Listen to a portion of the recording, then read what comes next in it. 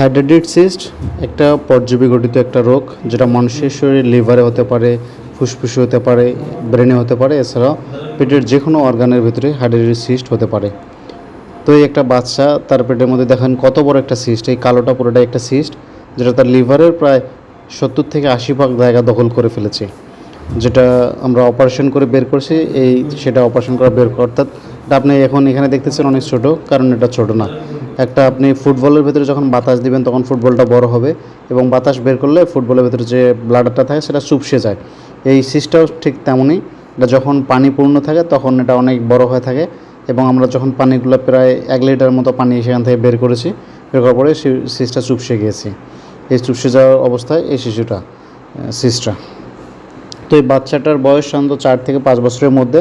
তার লিভারে বিশাল বড় একটা সিস্ট, সেটা আমরা অপারেশন করার জন্য রোগীর লোকের সাথে কাউন্সিলিং করতেছে আমাদের রংপুরের একমাত্র হেপাটোবিলারি এবং pancreatic surgeon doctor Mohammad Shawkat Ali sir.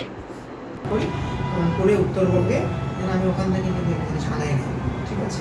ওই ওষুধগুলো আমি অপারেশনের সময় প্রয়োগ করব, এবং অপারেশনের সময় প্রয়োগ করার পরে পরবর্তীতে আল্লাহর রহমতে সব কিছু ভালো হয়ে গেলে 3 মাস 6 মাস পর্যন্ত ওষুধগুলো কিন্তু প্রয়োগ থাকবে, যাতে করে ভবিষ্যতে আর কৃমিটা না হয়, ঠিক আছে। এটা হলো, কিন্তু তারপরেও কিছু কিছু মানুষের ক্ষেত্রে বাচ্চাটা যেহেতু ছোট হতে পারে, ঠিক আছে, সেটা কম, 5%, 20 জনে একজন, ঠিক আছে, 10 জনে একজন, এরকমও যেন না হয়, এটার জন্য আমাদের চেষ্টা এবং দোয়া থাকবে।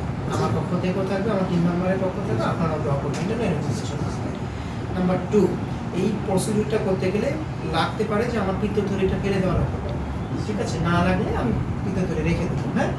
আর অজ্ঞান করে কিভাবে, অবশ করেই তো করতে হবে, সম্পূর্ণ অজ্ঞান করেই করতে হবে, ঠিক আছে।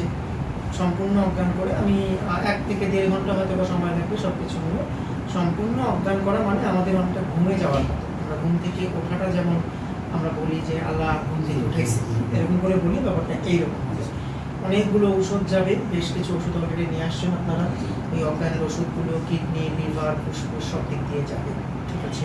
তো যে কোনো ওষুধের সাইড ইফেক্ট একটা ব্যাপার আছে, হ্যাঁ, সাইড ইফেক্ট, কিন্তু বুদ্ধি তো নাই। এই জন্যই আমাদের সাইড ইফেক্ট যেন না ঘটে, এই জন্য দোয়া করতে হবে, ঠিক আছে। ওষুধের সাইড ইফেক্ট, তাই না, ওষুধের সাইড ইফেক্ট যেন না ঘটে অপারেশনের সময়, এরকম কোনো সাইড ইফেক্ট না ঘটে। এই জন্য লিভার যেহেতু অলরেডি পানি জমে লিভারটা খারাপ হয়ে যাচ্ছে, এরকম যেন কোনো ইস্যু না ঘটে, দোয়া করবেন, আমরা আমাদের সর্বাত্মক চেষ্টা করব।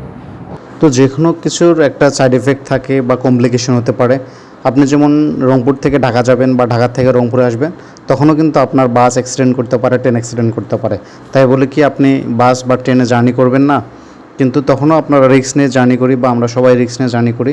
এবং আমরা যে বাসা থেকে অপারেশন করতে যাই, সেখানেও যে আমরা যাইতে পারবো কিনা তারও কোনো গ্যারান্টি নেই, কারণ যে কোনো দুর্ঘটনা এর মধ্যে ঘটতে পারে।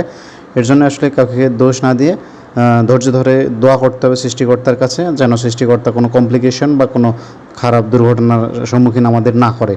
এগুলোই আসলে আমাদের রোগীর লোকদেরকে বোঝানো হচ্ছে। হয়তো আপনারা বলতে পারেন যে রোগীর লোককে এসব বলার কী দরকার। আসলে আপনি যে কোনো কিছু গ্রহণ করলে বা যে কোনো চিকিৎসা পদ্ধতি গ্রহণ করলে আপনার সেটার খারাপ দিক, ভালো দিক, অপকারী কোনো কমপ্লিকেশন আছে কিনা, সাইড ইফেক্ট আছে কিনা, সেগুলো জানা আপনার অধিকার আছে।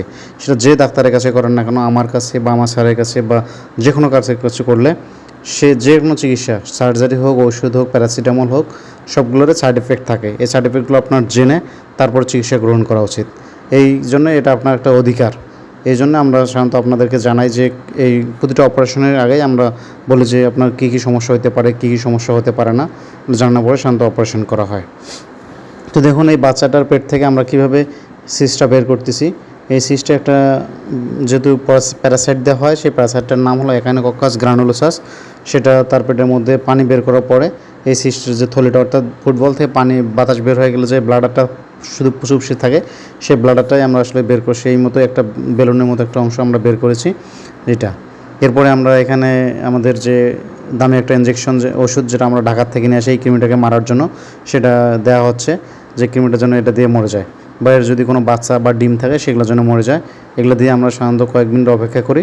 অপেক্ষা করার পরে তখন আবার পানিগুলো তুলে নেওয়া হয়। ধন্যবাদ সকলেই, ভালো থাকবেন, সুস্থ থাকবেন।